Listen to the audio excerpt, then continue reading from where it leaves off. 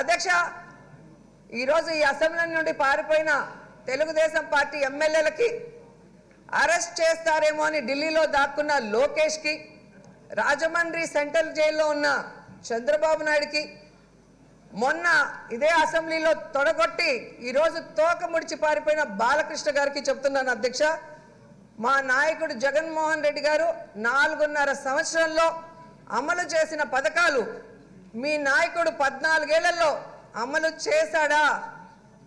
మీరు సవాల్ స్వీకరిస్తారా? డిస్కషన్కి రాగలరా అని కూడా అడుగుతున్నాను అధ్యక్ష.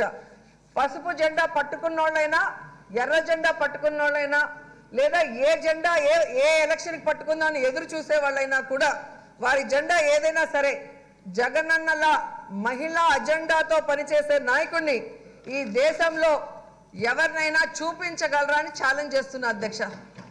అధ్యక్ష, చివరిగా అధ్యక్ష, మన సభలో మహిళా రిజర్వేషన్ బిల్లుకు మద్దతు చేస్తున్న తీర్మానానికి కూడా నేను సంపూర్ణంగా మద్దతు తెలియజేస్తున్నా అధ్యక్ష.